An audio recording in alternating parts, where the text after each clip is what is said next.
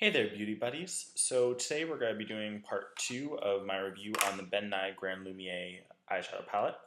I'm going to be covering the shades Chartreuse, Silver, Azalea, and Jade. And just a little quick thing before we get started. I know how I mentioned in my last video how the plastic covers on these things are awful and how they usually end up chipping the eyeshadow when I try to take them off. I'm not sure if you're gonna be able to see this, but if you take a look, yeah, you can definitely see that at Ice and Aztec Gold. See how chipped they are? That's from not having the covers on there. Um, quite a big surprise today when I opened this up right before this review, and huge chunks have fallen out of those, and little bits of powdered product had fallen all over the rest of the eyeshadows, and it was just awful. Such a terrible waste. And now I kind of realize why those covers are there. Um, so unfortunately, I threw those out. So I'm probably just got to live with this. Just travel with it carefully. Maybe I'll make this on my home set, and then get another palette, and make it my travel set. So that's kind of unfortunate. But anyway, let's get into the review. So the first shade we're going to cover is Silver, and it is right here. Oh, and look, that plastic cap came right off. Let's see if I can get it out. All right, so here's Silver, and here's a swatch of it. Okay. I really like this shade. I think it's more of a platinum, how I would describe it. It's definitely more gray. There's a lot of slate in it too, which usually when I hear Silver, I think more of a white base, and more kind of like foiled. Whereas this is definitely more darker, grayer. It's still a fantastic shade. It's just not what I think of as a true Silver. I use it a lot in smoky eyes. I put it at the inner tear duct, like right here, and bring it in maybe like a sixth or a third of the way. And it just adds some really cool multi-dimensionality to to a basic smoky eye. Sometimes I use it to blend in between shades of black and gray on a smoky eye, or I've just used it as a straight up thick liner on the upper lash line. It's really pretty for that, especially when wet. It does get a foiled effect, and it looks really, really metallic. It's really pretty. It's a great color.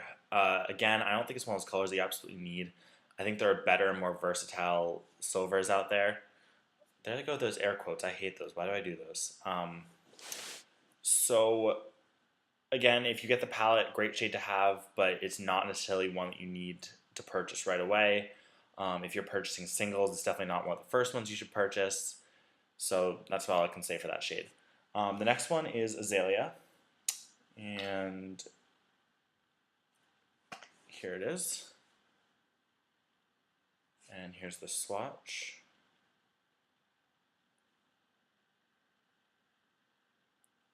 And this is a fantastic color. I love this one. It's not really at all practical. I can't see anyone using it on a day-to-day basis. It's really bright and really not garish, but yeah, I guess that's the best word I can think of for it. I've used it in a lot of like costume or stage theater makeup. I had to do like a villain look. We had Spirit Week at school one week, a couple of weeks ago, and it was Villain Day, and so I used it to line my eyes with, and it made my eyes look really like demonic and stuff from far away. It's great for that. It's definitely a good alternative if you want to try the red-orange eyeshadow look, which is really big this fall. If you don't want to go full out red or full out orange, like with the tangerine I talked about in the last video, kind of like in that range, it's not quite as intense as all those other shades, and it's easier to pair with other shades than a straight up red. You can probably layer it sheerly, and if you mix it with like a champagne or something, come out with a really nice like cranberry, dusty berry type of shadow. And again, I'm gonna stop saying this because all the rest of the shades in this palette are definitely not like must buys. They're nice additions, but they're more fun colors, and stuff that you might use when you go out at night or for costumes. But they're definitely not something that's vital to your makeup collection. So the next one is Chartreuse, which is a lighter green, and here that is. And a swatch. One right in the middle. This is a really, really interesting shade. It's a great shade of green. Like I said, lighter green. And it's not one that I've really ever seen before. I don't know what it is about it. It's just really distinct. The minute I saw it swatched the first time, I instantly thought of the play Wicked. It reminded me of almost the exact color that they had put on Elphaba's skin. Elphaba's the Wicked Witch of the West, for those of you that haven't seen it. And if you haven't seen it, go see it, listen to the music. It's amazing. It is my favorite play of all time. But it made me think of that right away. It's a great color for that. My Glee Club might be doing some numbers from Wicked when we go to qualifiers, if we go. So whoever is going to be doing Elphaba in that might be getting this shadow on their lids. It's a great alternative to, this is gonna sound weird, to black if you like smoky eyes. I don't love the traditional black smoky eye. I think it's way too overdone. So I usually use different colors. I think purples are great for this. Greens are great for this. So this is a really, really good green for your lighter shade in a smoky eye. And the Jade that's coming up next in this palette will be great for your darker shade. So out of the four shades I'm going to talk about today, maybe this is one that you'd want to get. It looks fantastic with hazel and brown eyes. Also really good with green eyes. Not so great with blue eyes. It's okay. But it's not the best for that. But it just really makes those eyes pop. But again, it's not something you're going to use on a day-to-day basis, more for going out, dramatic stuff.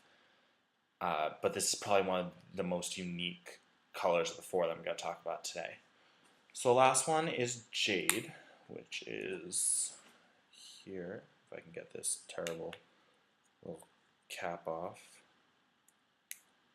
Just doesn't want to come. There we go. So there it is. It looks really blue right now. I don't know why that is. It's green, I assure you. And here's a swatch. Oh no, it looks really blue. It's a bit more green than that. So, like I mentioned when I was talking about Chartreuse, this would be a really great shade for your darker shade in a green smoky eye. Also for a little bit of fun, I've done like a traditional black smoky eye and just put a dot of this at the tear duct. It just gives it a little bit of flavor, a little bit of drama, a little bit different. Looks really cool, grabs attention. I mean, this is, I guess this is more of like a forest, dark forest green. Has a little bit of blue in it. That's probably why it looked blue on my terrible eyesight camera. I don't know. It's a fun shade. Again, not at all necessary. Not entirely useful unless you do a lot of like plays or like dramatic costume makeup. I guess this one would probably be better for lining your eyes with than Chartreuse. It's a bit deeper. It would be a good substitute for just a basic black. So I guess you could use it for that. This one in particular doesn't look that different when it's wet. Swatches of all these are going to be going up on my blog in a couple days. I don't have my good camera with me right now, so I'll have to wait until I get that to put those up there. But of all the shades here, this one probably looks the least different when it's wet. It doesn't get as foiled, it just gets a bit more intense. A little bit of a metallic sheen to it, but not nearly as metallic as all the rest. So that's about it. Sorry guys, I'm really tired today. And I have to write a paper, which sucks, because I have no idea what it's supposed to be on. So my mind is kind of elsewhere, but hopefully tomorrow my review of the last four shades in here will be a bit better. Hopefully my hair will be less disheveled and windblown. And I hope y'all have a good night. Bye.